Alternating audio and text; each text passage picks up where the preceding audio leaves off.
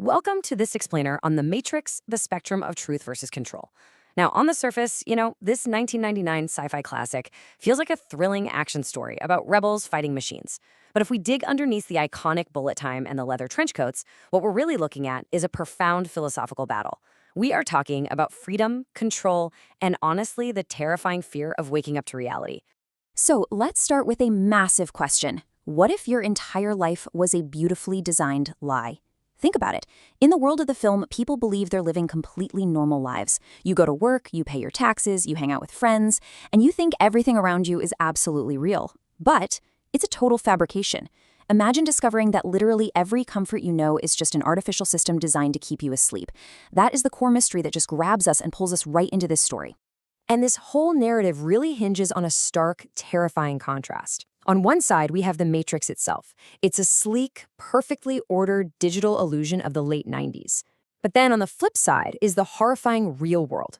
We're talking a grim, scorched earth where intelligent machines have taken over, and this tiny, desperate fraction of free humans live on hovercrafts, basically fighting a daily, gritty war for survival. To really grasp the stakes here, we have to look at the sheer brilliance of the enemy's design. The Matrix isn't just a prison. Actually, scratch that. It's more like a giant pacifier. Built by machines, its sole purpose is to keep humanity completely docile while their physical bodies are harvested in these endless, terrifying fields of pods. It's the ultimate system of control, right? Total enslavement, just cleverly disguised as everyday freedom. Which brings us to the absolute emotional and philosophical center of the whole shebang. The resistance leader, Morpheus, tracks down our protagonist, Neo, and offers him the ultimate ultimatum. The blue pill, wake up in your bed, return to your mundane life, and just forget any of this ever happened. Or the red pill, stay in Wonderland and learn the painful truth. Now, obviously, these pills aren't really about medication. They represent an incredibly profound choice between a comfortable illusion or a difficult, harsh reality. When Neo chooses the red pill, he is explicitly choosing truth. But doing that means he's forced to accept that absolutely everything he believed about his life was completely false. I mean, put yourself in his shoes for a second. If you were sitting in that chair, staring at those two pills, would you have the courage to choose the difficult reality? The true genius of this story is that the characters aren't just, people running around. They're physical manifestations of this philosophical war. Everyone represents a totally different psychological response to the dilemma of waking up. We've got Morpheus standing for pure truth, Agent Smith representing systemic control, Cypher desperately desiring that comfortable illusion, and Trinity providing emotional grounding. Let's dive into what makes them tick. First up, take Morpheus. He's way more than just a military leader. The guy is driven by absolute, unshakable faith. He genuinely believes in this prophecy, that someone called the One can rewrite the system, and he is willing to risk his crew, his ship, and his own life for it. For Morpheus, the raw, brutal truth is just infinitely more valuable than personal safety. Way on the opposite end of the spectrum, we find Agent Smith. And Smith isn't your traditional mustache-twirling villain. No, he's the system's immune response. He's cold, he's relentless, and he operates with absolute authority to preserve order and crush any anomalies.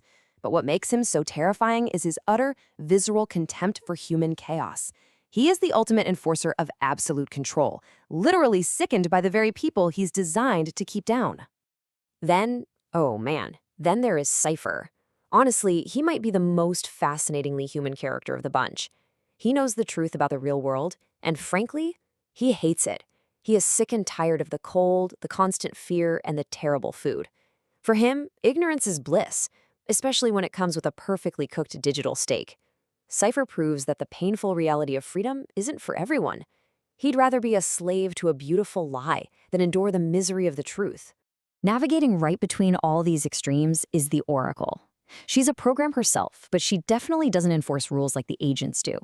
Instead, she represents intuition and self-discovery. She doesn't just hand Neo the answers on a silver platter. She tells him exactly what he needs to hear so he can find the truth himself. She's this gentle, cookie-baking nudge towards self-actualization in a world that is otherwise governed by cold, rigid math. Okay, but fighting this philosophical war means navigating some pretty terrifying physical rules. To even enter the Matrix, the crew has to hack their minds into the digital world while their bodies are left completely vulnerable back on their ship. And exiting, They literally have to find a hardwired phone line, which, if you remember 90s dial-up internet, is stressful enough on its own. But here are the real stakes. If your mind dies in the simulation, your body dies in the real world. No response. This setup perfectly paves the way for Neo's evolution, because he doesn't start off as some superhero, right? He starts as Thomas Anderson, a restless, totally disconnected guy who just has this itch in his brain that something about the world is wrong. Taking that red pill is only step one. His real journey is this grueling process of unlearning literally everything he knows, and slowly realizing that if the world is just code, well, those rules can be bent. Now, this evolution hits a massive roadblock during the story's ultimate crisis. Thanks to Cypher's betrayal, Morpheus gets captured by the agents, and this is the moment Neo's entire philosophy is put to the test. He could easily run, but instead he makes a profound choice. Alongside Trinity, he willingly dives headfirst back into the digital meat grinder to save the man who believed in him. It's the exact moment Neo stops being a victim of the system and starts fighting for a much larger cause. And hey, we absolutely have to talk about Trinity's crucial role here.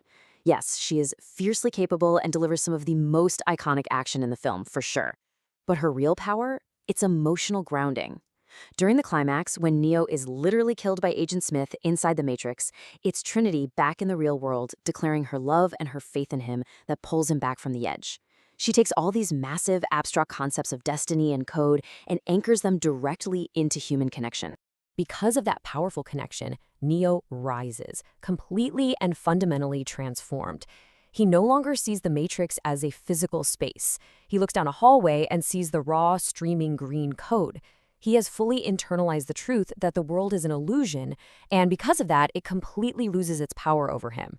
He literally stops bullets in midair, dismantles Smith, and achieves total mastery over the system of control. It's a complete game changer.